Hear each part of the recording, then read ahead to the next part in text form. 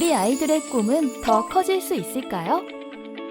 우리 교육의 미래는 어떤 모습일까요? 사람과 사람 사이를 잇는 기술, 마음과 마음 사이를 잇는 소통이 빅데이터와 인공지능을 만나 사람 중심의 디지털 교육 혁신을 만들어갑니다. 한국교육학술정보원 캐리스. 스마트한 디지털 교과서는 누가 만들까요? 다양한 학술 정보는 어디서 얻을 수 있을까요? 디지털 시대, 학교 수업은 어떻게 달라질까요? 이 모든 것에 대한 답이 바로 캐리스에 있습니다. 캐리스는 유치원부터 초, 중, 고, 대학에 이르기까지 교육과 학술 연구 분야 정보화와 관련된 다양한 사업을 추진합니다. 1999년 정부의 IT 산업 육성 정책에 따라 탄생한 캐리스. 교육 정보화를 통한 대한민국 교육 발전이라는 비전 아래 성장해온 캐리스는 2002년 전국 교육정보 공유체제 구축, 2007년 제1회 유네스코 바레인 국왕교육정보화 대상 수상, 2011년 차세대 나이스 개통, 2017년 종합교육연수원 인가, 2020년 교육정보 재복구센터 완공 등을 거치며 국민들로부터 신뢰받는 디지털 교육혁신 전문기관으로 발돋움하고 있습니다. 창의 융합, 열린 포용, 혁신 선도, 사람 존중의 핵심 가치를 바탕으로 교육과 ICT를 이어주는 캐리스는 어떤 디지털 교육 서비스를 제공할까요? 캐리스는 에듀테크 R&D를 활성화하고 빅데이터, 인공지능 기반의 교육정책 지원을 강화하며 새로운 디지털 교육 생태계를 열어가고 있습니다. 미래 인재 양성을 위해 교실의 모습도 달라지고 있습니다. 신기술이 적용된 미래형 디지털 교과서, 초중등 온라인 학습 서비스 이학습터, 교사의 온라인 학습 지도를 돕는 학교온 등과 함께 교실과 온라인 수업에서 학생들이 더 자발적이고 창의적으로 학습할 수 있도록 돕습니다. 뿐만 아니라 리스와 KOCW를 통해 국내외 학술 자료 및 대학 강의를 쉽고 빠르게 제공하며 국내 학술 경쟁력 증진에 기여합니다. 또한 국제기구들과의 협력을 통해 아시안, 아프리카, 중남미를 포함한 국제사회의 지식정보 격차를 해소하고자 노력합니다. 학교 현장의 업무 효율성을 제고하고 국민의 알 권리를 충족시키기 위해 나이스 교무 업무, 나이스 대국민 서비스 등을 운영하고 지방교육재정 알림이, 유아 학비 지원 시스템을 통해 지방교육재정의 투명성은 더욱 높이고 교육부 사이버 안전센터 및 전자서명 인증센터 등을 통해 안전한 정보 이용 환경을 구현하고 정보보호교육센터 및 영재교육원을 통해 우수한 정보보호 인재를 양성하며 정보화 연수과정을 개발하고 연수강사 양성, 교육정책 지원을 위한 콘텐츠 개발을 통해 교원의 전문성 향상을 지원합니다. 캐리스는 한 걸음 더 나아가 교육 현장에서 빅데이터와 인공지능 기술이 활용될 수 있도록 빅데이터 분석과 인공지능 인재 양성과 관련된 사업 분야를 더욱 확장해 나갈 계획입니다. 주요 국제기구, 해외 유관기관 및 34개 국가와 협력하여 글로벌 디지털 교육혁신 전문기관으로 거듭나고 있는 캐리스. 캐리스의 오늘과 내일은 페이스북을 통해 더 자세히 만나볼 수 있습니다. 국민이 원하는, 국민을 위하는 디지털 교육 서비스를 제공하기 위해 캐리스가 국민과 함께합니다. 한국교육학술정보원.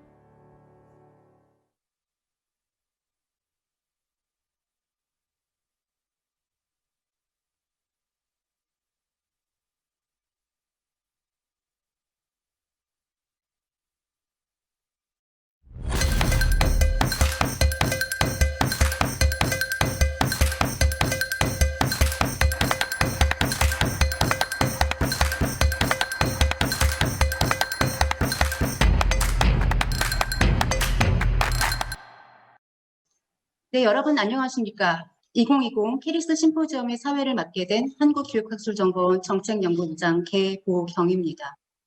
중단 없는 교육, 디지털 교육의 현재와 미래라는 주제로 한국교육학술정보원과 국회교육위원회가 공동 주최하는 이번 심포지엄은 원격학습의 원년으로서 2020년 디지털 교육 정책과 연구 성과를 공유하고 미래교육 체제로 나아가기 위한 논의와 대담을 학계, 교육 현장의 전문가, 기업, 시민들과 함께 약 3시간 반에 걸쳐 나눌 예정입니다. 이번 심포지엄은 불과 며칠 전까지만 해도 내빈과 발표자분들을 국회로 초청하여 프로그램을 진행할 예정이었으나 코로나 3차 대유행에 따른 확진자 수 증가와 거리두기 강화 지침에 따라서 완전한 비대면 심포지엄으로 진행하게 되었습니다.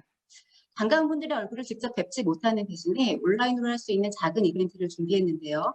오늘 행사가 진행되는 동안 가장 멋진 생중계 시청 화면을 캡처하셔서 지금 보고 계신 유튜브 화면의 QR코드 또는 하단 정보란의 URL을 통해 올려주시면 참여해 주시는 분들과 실시간 질문을 올려주신 분들 중 추천을 많이 받으신 분들을 선정해서 가장 인기 있는 모바일 폰을 보내드릴 예정이니 많은 참여를 부탁드리겠습니다.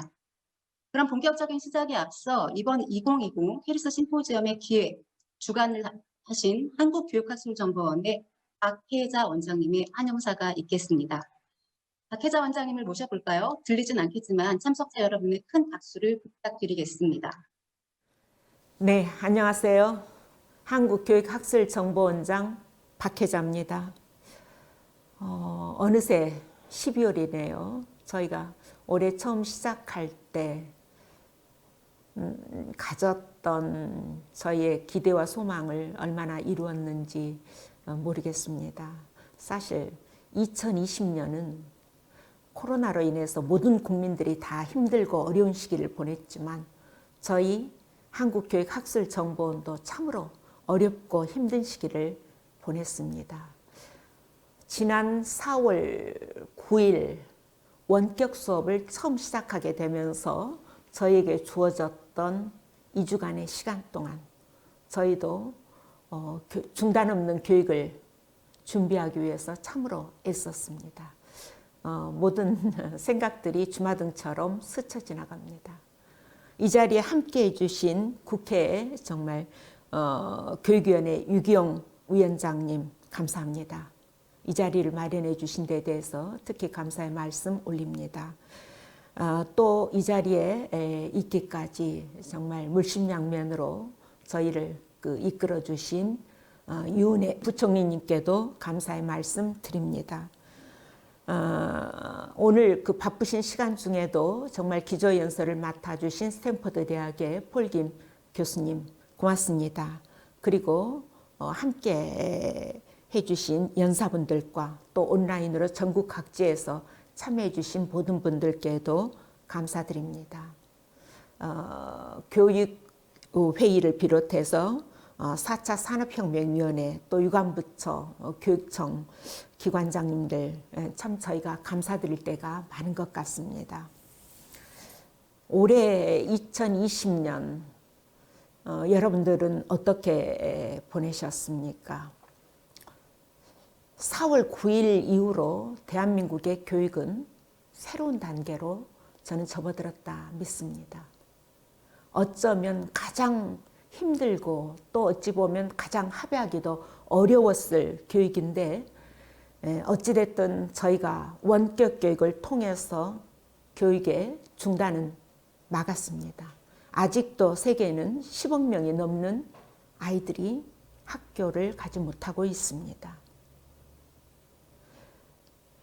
그러나 그 와중 속에서도 제가 제일 감사드리고 싶은 분들이 있습니다. 학교 현장의 선생님들이십니다.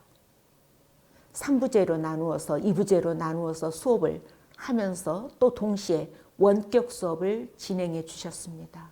또 선생님들끼리 서로 간에 정보를 나눌 수 있는 일만 커뮤니티를 만들어 주셨고 또 학교원, 교사원 여러 가지 시스템을 통해서 함께 해주셨습니다. 선생님들께서 만들어서 업로드해 주신 컨텐츠가 1억 건이 넘는다라는 사실은 저는 어디에 내놔도 대한민국이 자랑스러운 교육의 새 경지를 열었다라고 말씀드리고 싶습니다. 저희 캐리스가 잘한 것만 있는 것은 아닙니다. 그러나 저희 캐리스는 올해 한 해를 보내면서 교육의 새로운 지평을 여는데 함께 할 수 있어서 힘든 중에도 행복했습니다. 앞으로 저희 캐리스가 원격 교육의 이 경험을, 이 자료를 그대로 사장시키지 않고 우리 대한민국을 넘어서서 K-에듀로 나갈 수 있는 길을 찾겠습니다. 오늘 여러분들께서 발표해 주신 내용들, 그리고 지난 10개월간의 경험들이 우리 교육의 새로운 진로를 찾게 되기를 기대합니다. 많은 분들께 감사드립니다. 우리 유은혜 부총리님께서 여러 가지로 고심도 많으셨습니다만은 저희는 그런 자부심으로 버팁니다. 저희가 교육의 공공성을 확보하기 위해서 K-에듀파인을 올해 개통을 했었고, 또 원격 수업으로 대한민국 디지털 교육을 열었습니다. 그리고 또 앞으로 저희가 이 K-에듀 통합 플랫폼을 구축해 나가는 것으로 대한민국을 넘어서 세계로 한국의 교육이 나갈 수 있는 길을 찾겠습니다. 오늘 포럼을 통해서 정말 현장의 목소리 들어주십시오. 그리고 현장의 목소리뿐만 아니라 우리가 앞으로 찾아나가야 될, 어쩌면 새로운 길이기 때문에 저희가 더듬거리며 나가야 될지도 모르겠습니다. 그럼에도 불구하고 함께 해주셔서 이 시간이 정말 뜻깊고 의미 있는 교육의 발전을 위한 시간이 되기를 소망합니다. 다시 한번 귀한 시간을 함께 해주신 모든 분들께 깊은 감사의 말씀 드립니다. 고맙습니다. 네, 원장님 인사 말씀 감사드립니다. 오늘 뜻깊은 심포지엄을 위해서 유은혜 부총리님과 국회 교육위원회 유기용 위원장님께서도 축사를 보내주셨습니다. 먼저 유은혜 사회부총리 겸 교육부 장관님의 축사를 청해 듣겠습니다. 안녕하세요. 부총리 겸 교육부 장관 유은혜입니다. 한국교육학술정보원과 국회 교육위원회가 함께하는 2020년 캐리스 심포지엄 개최를 진심으로 축하드립니다.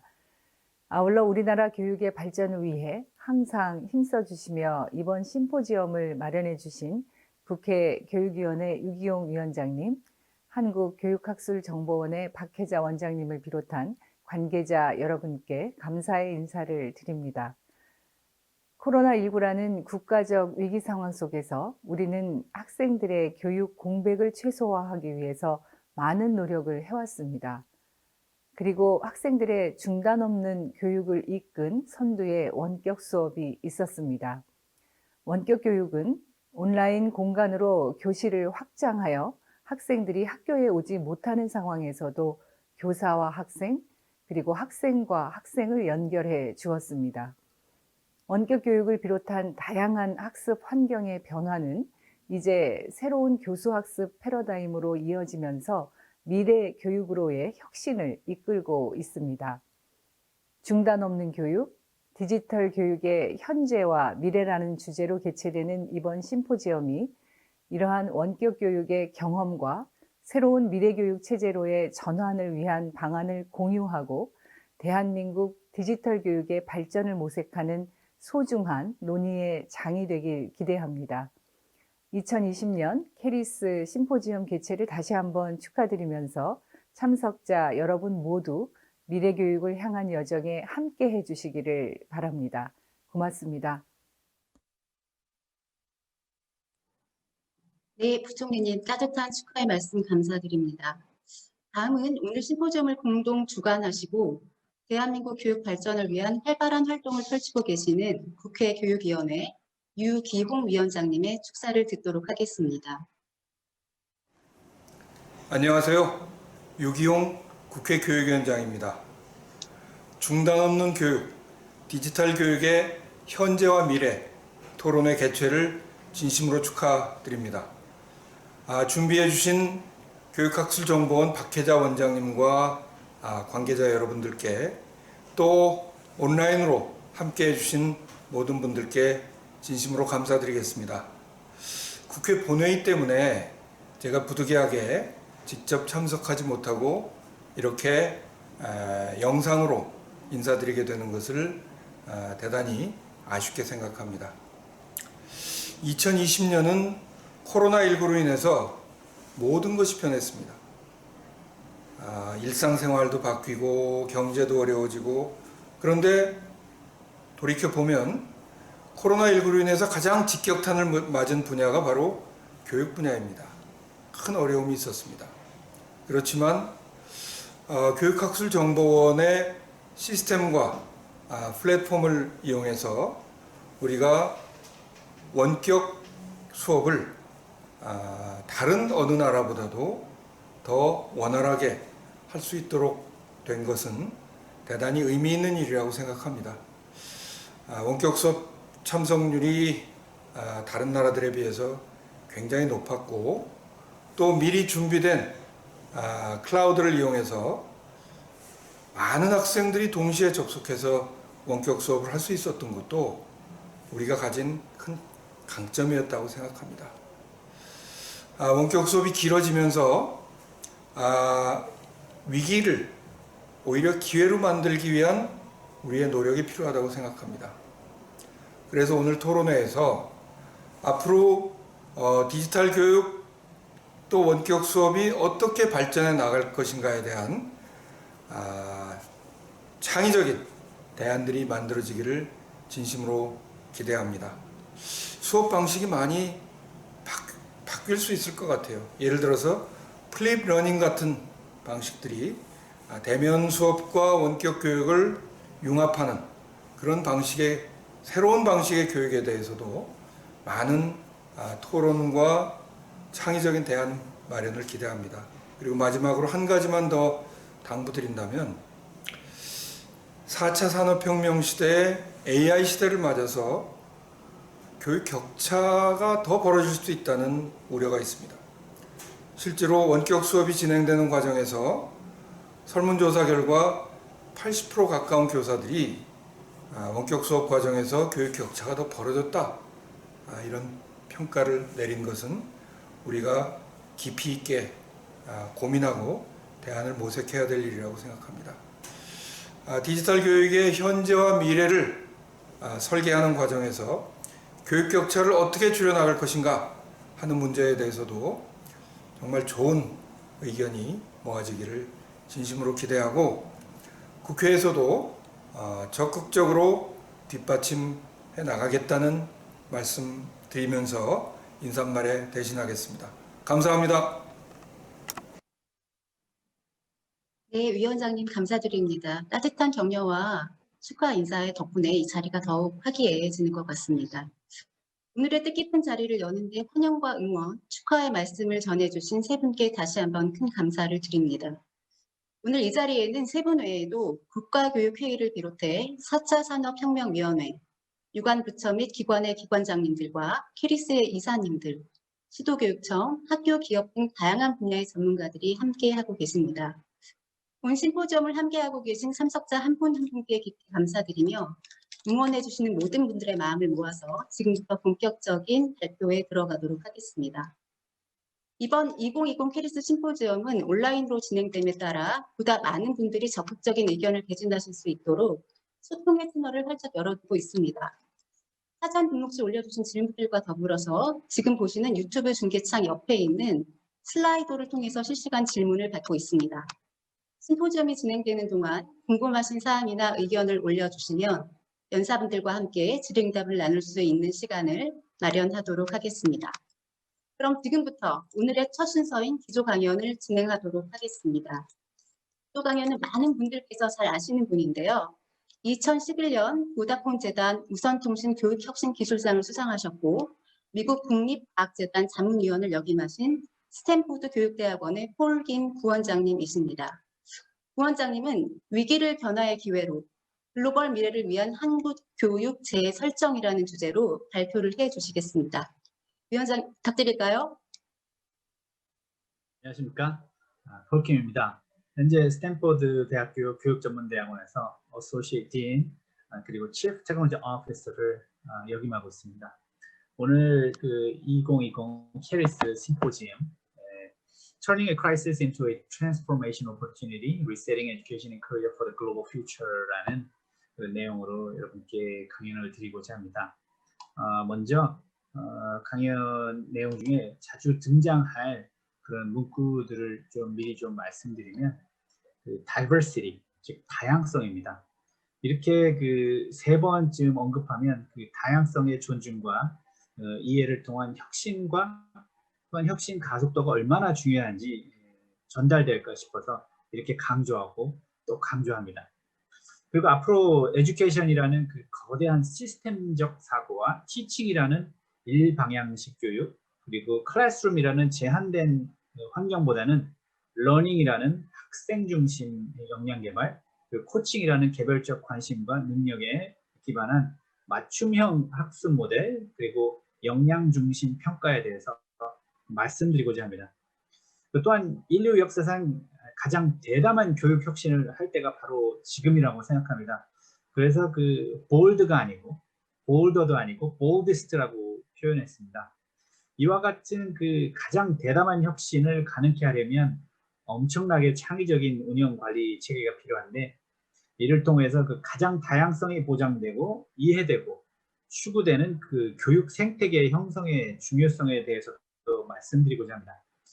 이와 같은 변화를 가능케 하기 위해서는 캐리스의 역할 또한 너무나도 중요하다고 생각하는데요.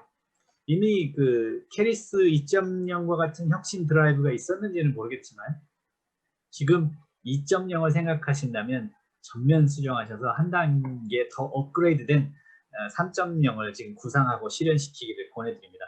저도 적극 참여하도록 하겠습니다.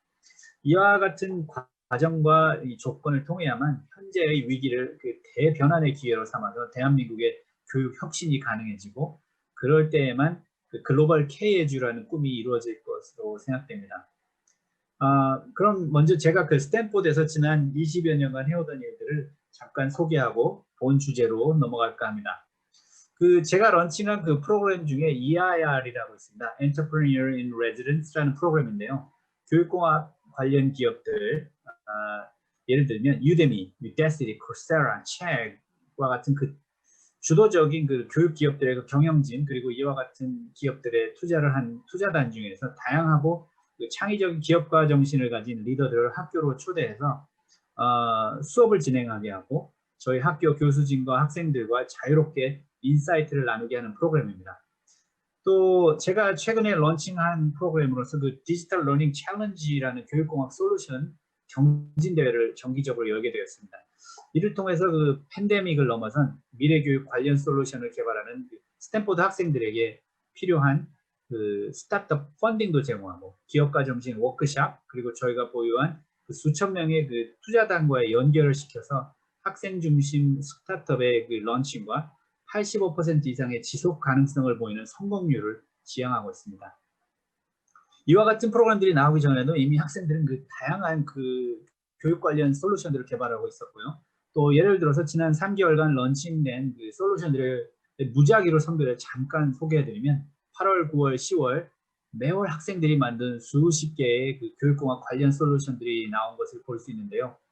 8월에는 그 클럽 커리널이라는 솔루션은 그 팬데믹 상황에서 학생들이 교류를 할 수 있고 네트워크를 형성하는 데 도움을 주는 앱입니다. 그리고 9월에 런칭한 누크스라는 솔루션은 현재 그 줌이 지배하고 있는 그 화상회의 시장에서 교육 환경에 좀 더 초점을 맞춰서 다양한 기능들이 탑재된 앱으로 개발되어 있는 것이고요. 10월에 또 학생이 런칭한 그 라이트하우스는 그 가상현실 공간에서도 학생들 간의 교류를 도와주는 그런 솔루션입니다. 이처럼 수많은 앱들이 학생 주도로 쏟아져 나오고 있습니다. 제가 책임지고 있는 센터에서도 또한 자체적으로 각종 교육공학적 솔루션들을 개발하고 있습니다. 저는 특히 그 인공지능 챗봇에 많은 관심을 가지고 있는데요. 왜냐하면 미래 인공지능 코치를 개발하려면 그 자연언어 처리 기술 분야에 많은 시간과 노력을 투자해야 하기 때문입니다. 그래서 현재 시험을 하고 있는 그 툴을 하나 소개하려고 합니다. 전부터 실험을 하면서 개발하던 그 질문 중심 학습 시스템의 일환인데요. 인공지능은 학생이 제시한 한 질문 하나하나도 절대 까먹지 않고 평가를 하면서 그 학생의 역량을 평가하고 그것을 바탕으로 지도를 하는 시스템입니다. 여기서는 그 학생이 자신이 학년을 고르면 과목을 또 고르고 또 과목에 관한 질문을 평가받을 수 있습니다. 제가 생각하는 평가는 학생의 그 질문 수준을 보면 그 학생이 얼마나 그 분야의 지식과 통찰력을 가지고 있는지 알 수 있다는 생각에서 출발한 것입니다.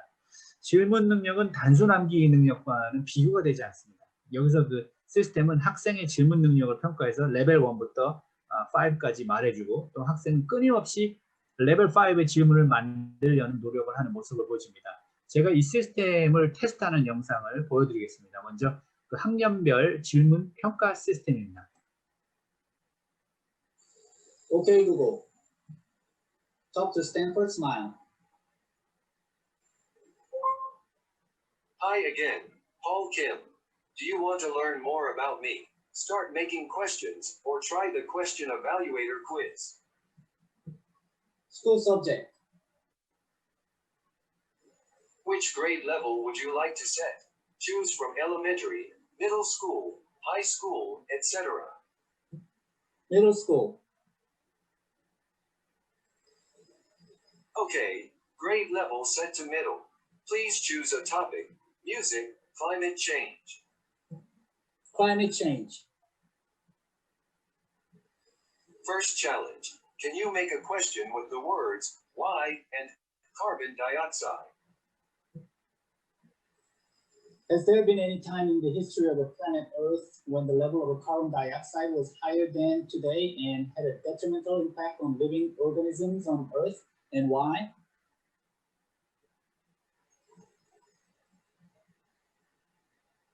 You asked a level 5 question. Next challenge. Can you make a question with the words does and emissions? Why does some group of scientists believe that there is a strong correlation between emissions from automobiles and climate change? You asked a level 5 question. Next challenge. Can you make a question with the words where and whether? In terms of weather predictions, where on Earth is the hardest to predict the weather? You asked a level 1 question. Next challenge. Can you make a question with the words might and fossil? If hydrogen fuel might become the primary energy source for automotives in 10 years, what would be a creative use of abundant fossil fuels on Earth? Make sure you use the challenge word might. Please try again. If hydrogen fuel might become the primary energy source for automotives in 10 years, what would be a creative use of abundant fossil fuels on Earth? You asked a level 3 question. Next challenge. Can you make a question with the words who and renewable? How much of a positive impact has the renewable energy growth had on our global energy systems, and whose responsibility is it? You asked a level 4 question. You're all done with this challenge. Say show report to see your status report now. Show report. Right now, you've asked 5 questions. Historically, 158 questions with an average level of 3.42. Would you like a record of your questions from today to be emailed to you? Yes.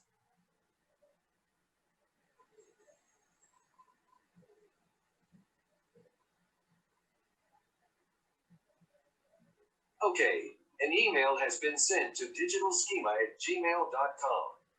What would you like to do next? I'm tired. Thank you for your questions today.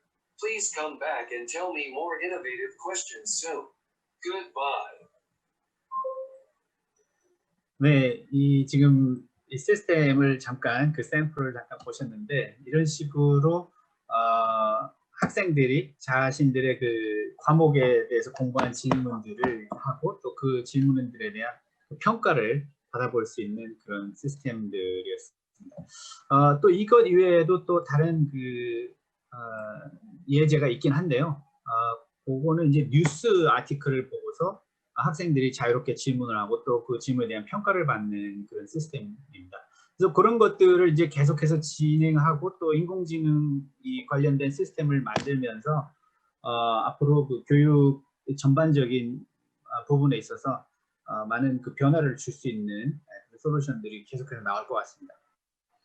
또 다른 하나는 이제 국가 교육 프로그램을 자문하는 일을 또 하고 있는데요. 3주 전에 그 두바이 정부에서 새로운 그 디지털 스쿨을 런칭했습니다. 인공지능을 또 최대한 활용하고 이를 바탕으로 개별적 학생 코칭을 하는 시스템을 디자인해서 런칭을 했는데요.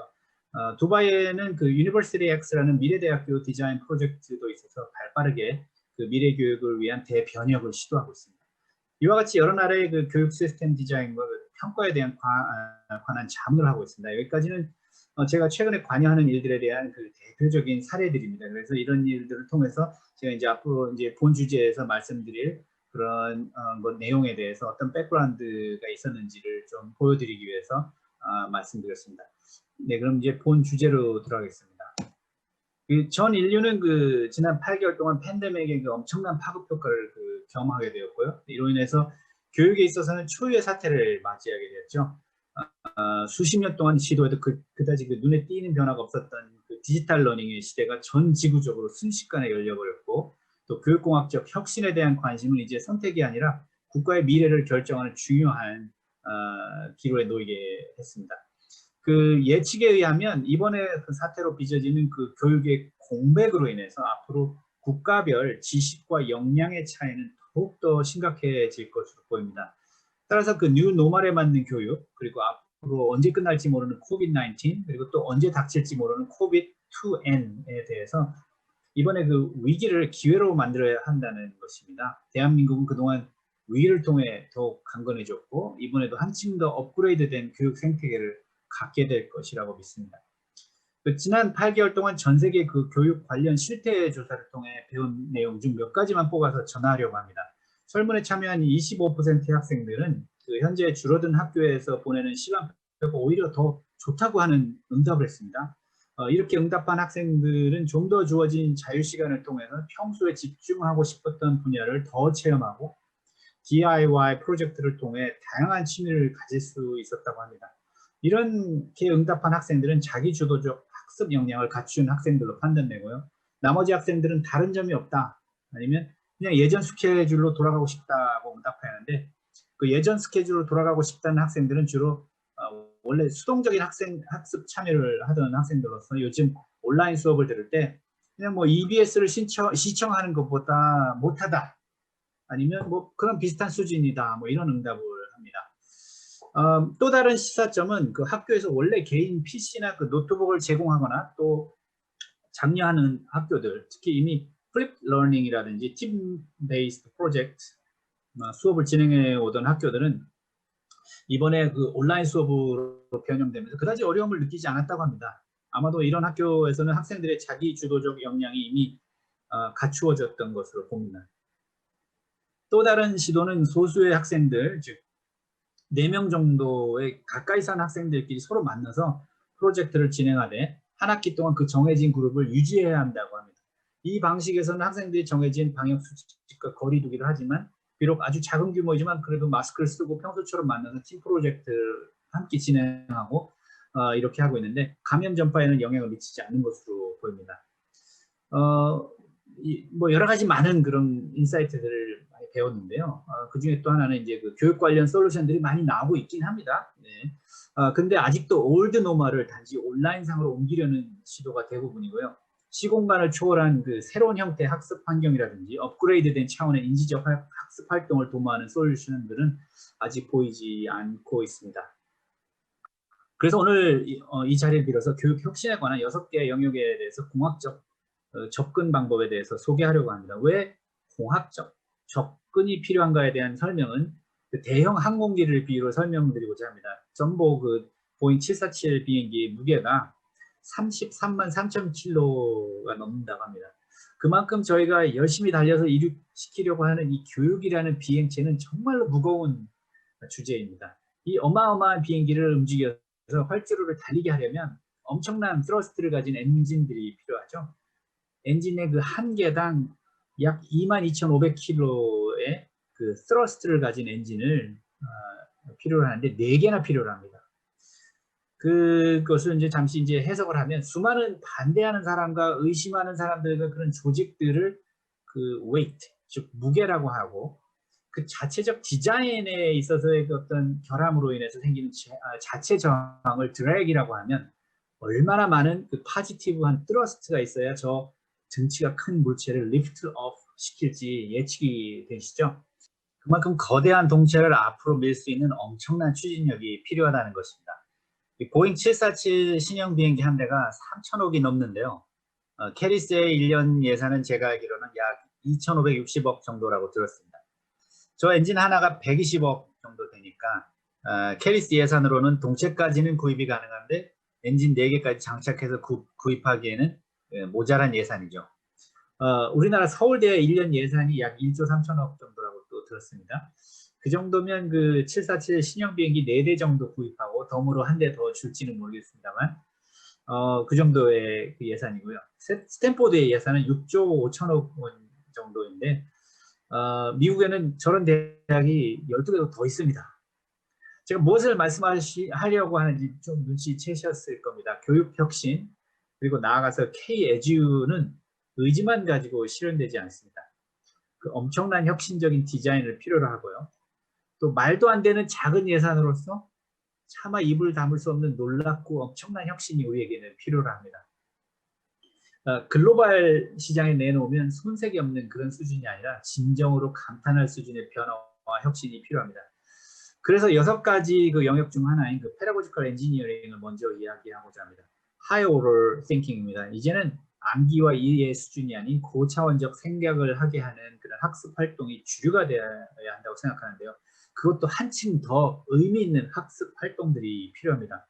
그래서 흔히 말하는 21세기 역량 4C가 있죠. Creativity, Communication, Collaboration, Critical Thinking. 교육자라면 귀가 따가울 정도로 들었을 역량들입니다.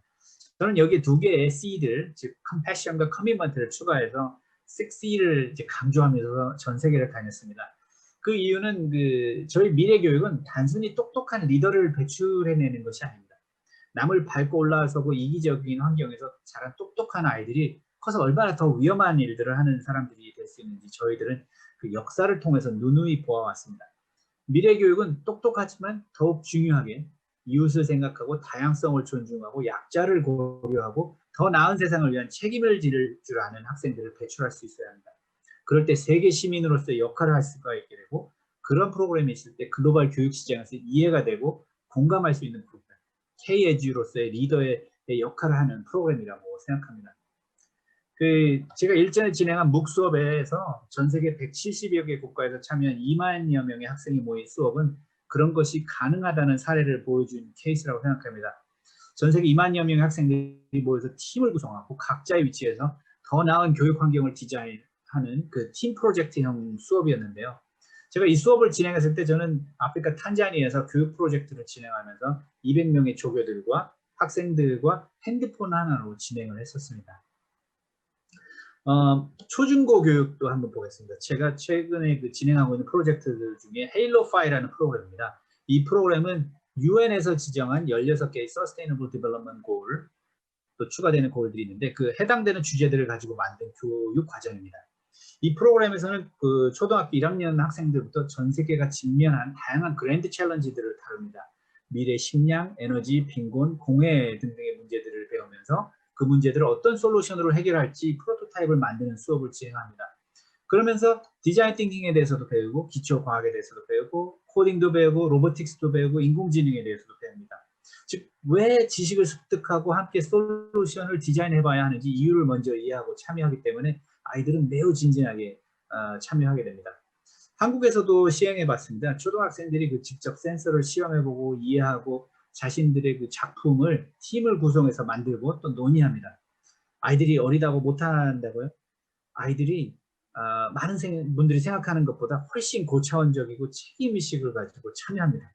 이런 아이들이 단지 지식만이 아닌 이웃에 대한 또 자연에 대한 이해와 또 공감대를 가지고 성장하게 됩니다.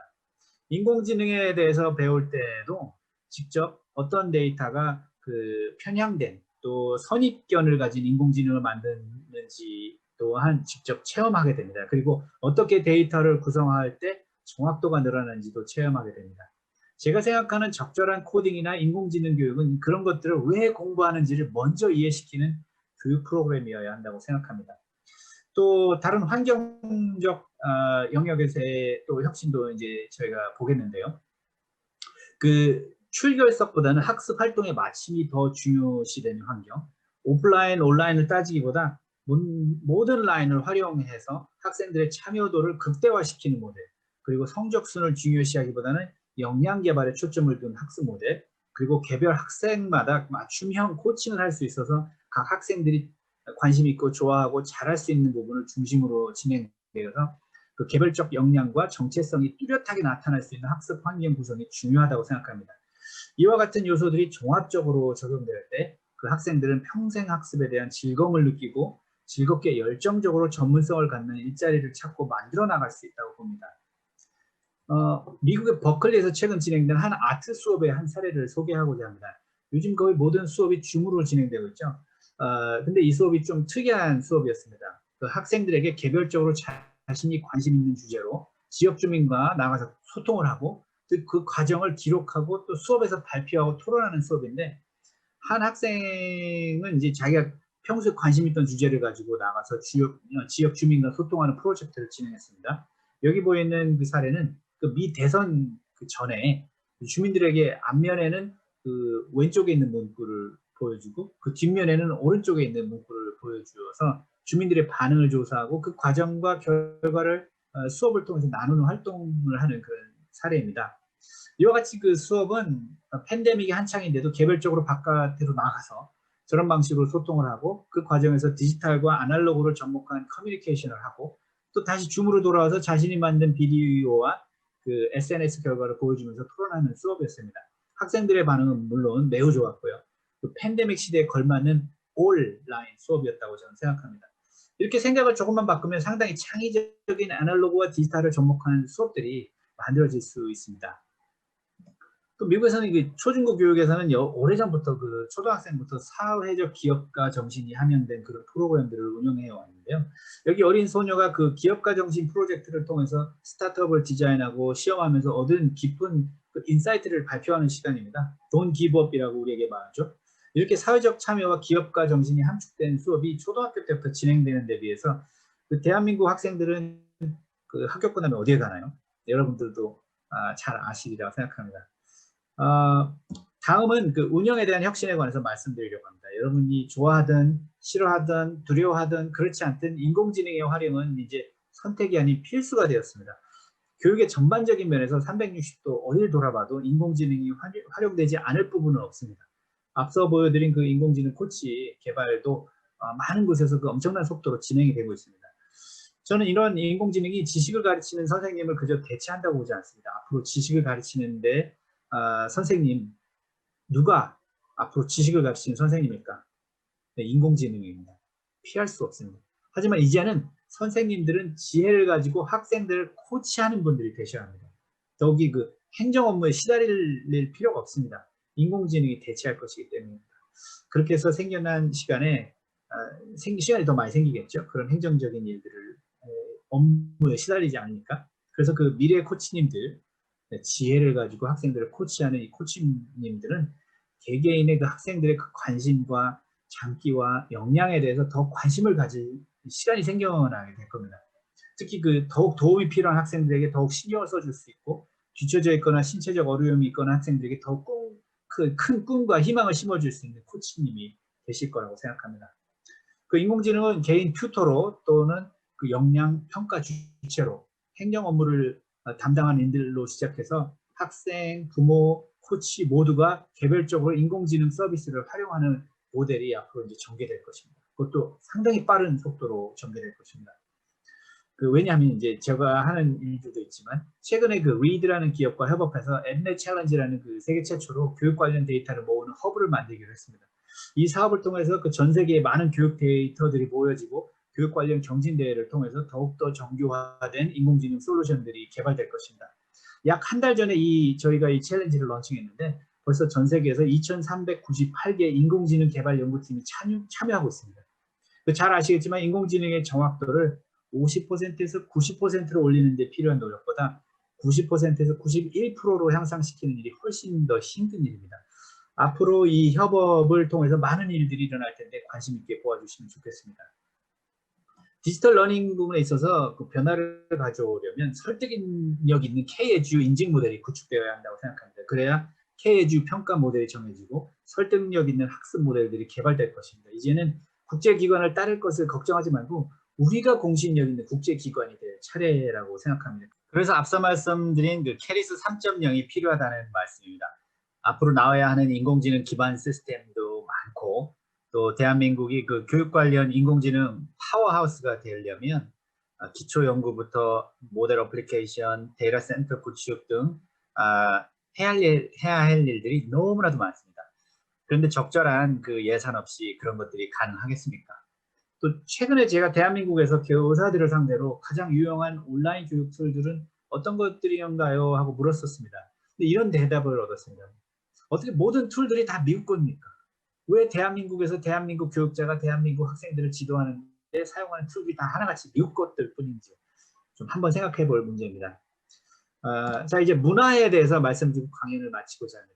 앞서서 말씀드린 그 다양성의 존중은 10번 말씀드려도 부족하지 않은데 학교 모델들도 다양하지 않고 운영 방식도 다양하지 않고 오히려 다양성을 인정하지 않는 환경인 것 같습니다. 그래서 선생님들을 제가 많이 만나보았는데 이번 코로나 중에서도 다른 선생님들보다 튀고 나서고 잘하면 다른 선생님들을 피곤하게 하는 것이라고 들었습니다.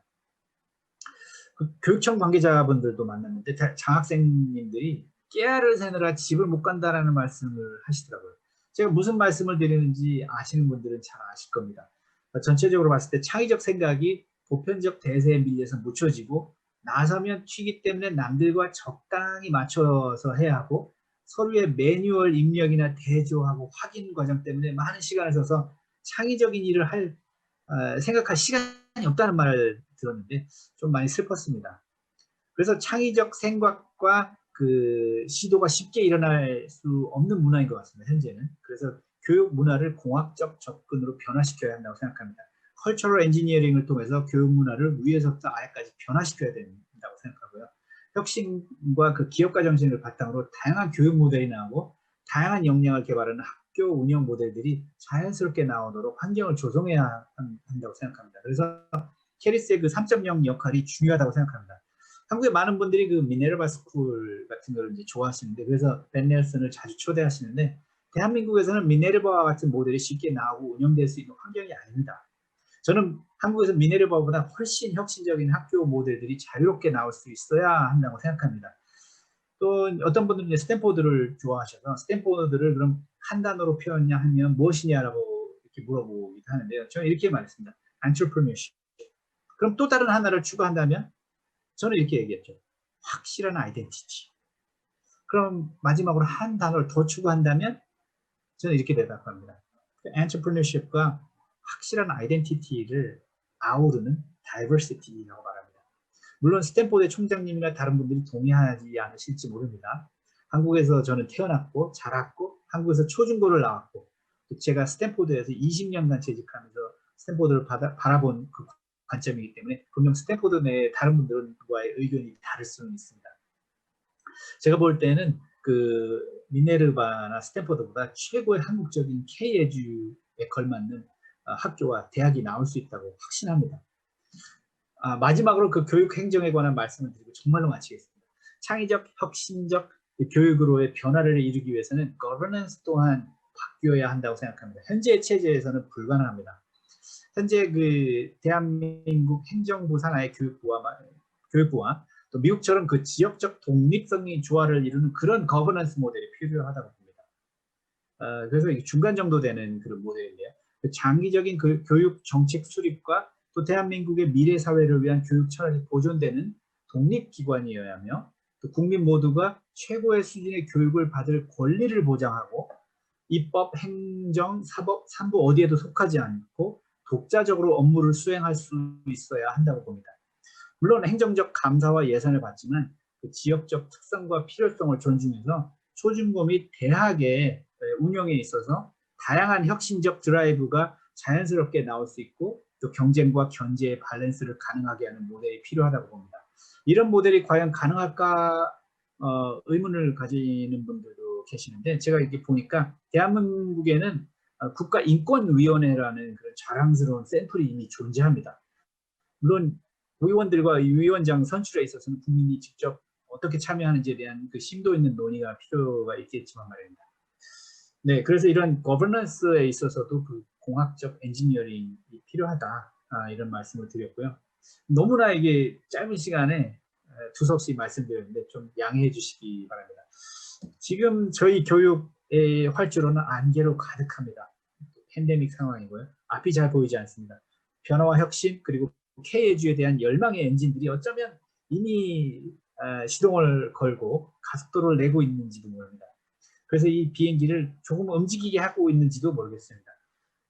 그래서 공학적 접근으로 가장 안전한 수치를 계산하고 이제 테이크오프를 할 때가 왔습니다. 분명히 분명한 것은 활주로의 길이는 정해져 있습니다. 그래서 부디 과감하게 자랑스럽게 이룩하는 대한민국의 교육이 이룩하는 모습을 기대해 봅니다. 네, 지금까지 경청해 주셔서 감사합니다. 네, 폴김 부원장님 말씀 잘 들었습니다. 저는 개인적으로 부원장님이 꼽아주신 키워드 중에서 트랜스포메이션이라는 키워드가 지금 우리 교육이 어느 지점에 와 있는지 가장 잘 진단해주는 용어라는 생각이 들었는데요. 코로나 위기가 특이점이 되어서 우리 교육의 토대와 문화가 새롭게 테이크오프되는 계기가 될 것이라는 기대감이 드는 동시에 무거운 책임감도 느끼게 되는 발표였습니다.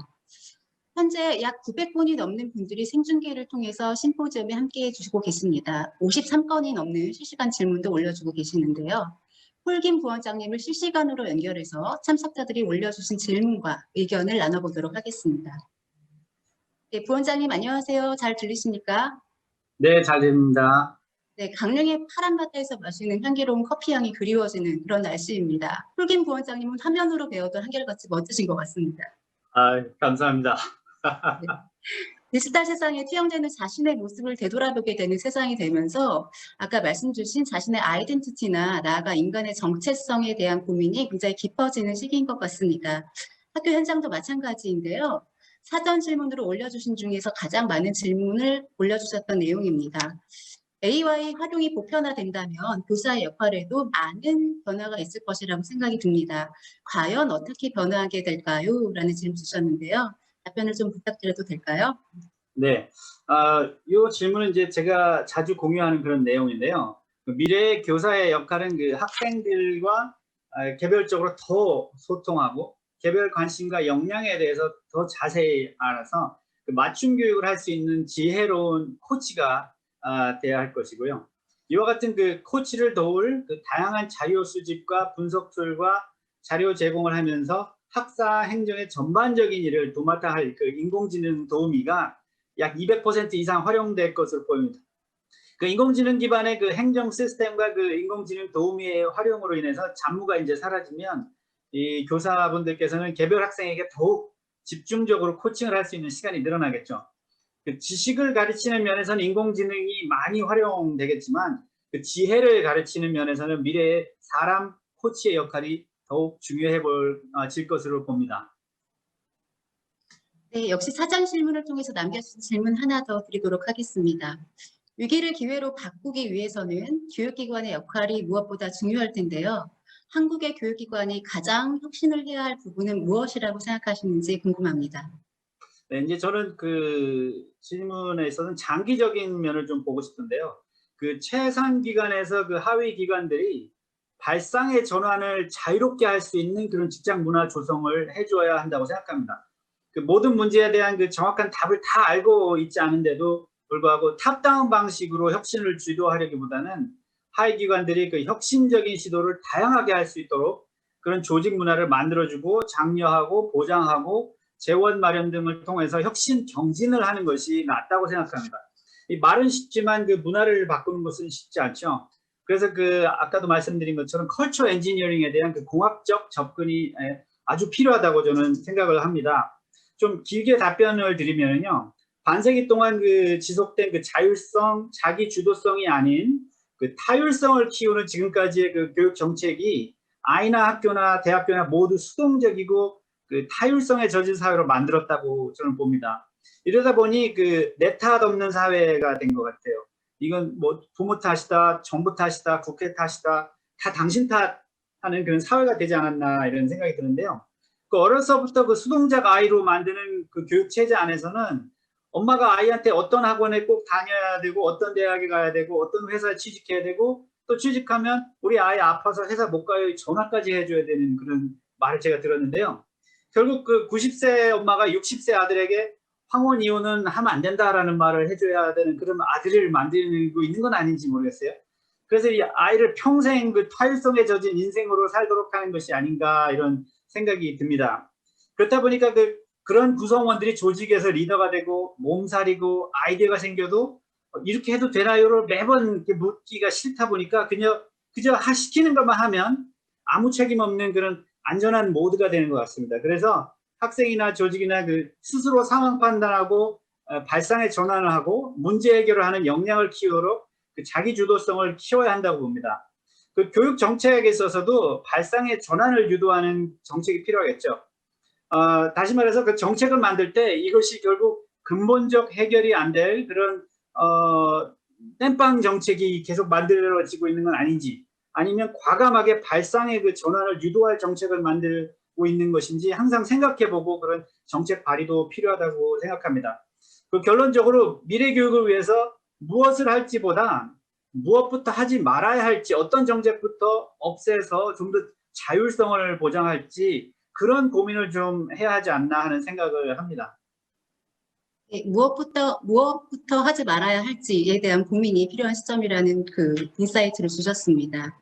한 가지 질문만 저희가 더 드리려고 하는데요. 지금 실시간 슬라이드를 통해서 굉장히 여러 질문들을 올려주셔서 사실은 제가 말이 조금 빠른 편인데 지금 저희는 그 심포지엄 접근성을 조금 높이기 위해서 수어를 같이 지금 지원을 하고 있습니다. 하시다 보니까 수어 지원하시는 분이 말 속도에 따라서 조금 어려움을 많이 느끼셔서 제가 약간 아나운서 보시된 느낌으로 천천히 말씀을 드리려고 하니까 좀 어색한 부분이 많이 있습니다.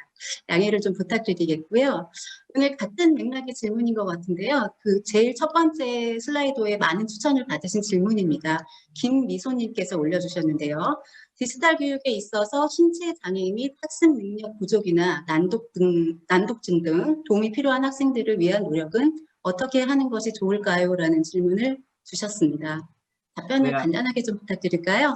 네, 너무 좋은 질문이고요. 그래서 제가 앞서서 말씀드린 것처럼 그 다이버시티에 대한 이해 면에 있어서 어떤 친구가 더 도움이 필요한지 또 어떤 친구가 어떤 또 기술이나 어떤 환경이 더욱더 필요한지를 함께 고민하는 그런 수업도 진행을 하게 되면 학생들이 점점 더 컴패션을 갖고 또 커밋먼을 갖고 나의 이기적인 생각이 아니라 글로벌한 그런 생각, 그런 글로벌 시티즌십도 갖게 되고 그럼으로써 좀 더 shared prosperity하고 shared peace를 할 수 있는, 공유할 수 있는 그런 학습 환경을 같이 만들어 나갈 수 있다고 저는 생각합니다. 제가 체험을 한 그런 수업 진행 방식들 봤을 때, 제가 학교를 방문했을 때에서도 어떤 도움이 필요한 학생들을 위한 장치를 만든다든지 학교의 그 환경을 바꾼다든지 하는 것을 수업의 주제로서 진행을 했거든요.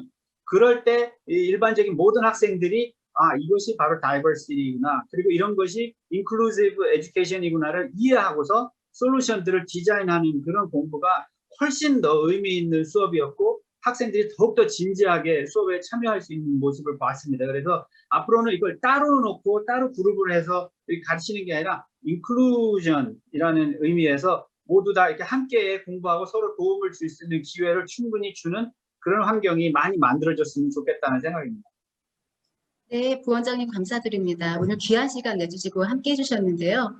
글로벌 관점에서 바라보시는 한국의 미래 교육에 대한 해안을 나눠주셔서 모든 참석자들을 대신해서 다시 한번 감사의 말씀을 드리겠습니다.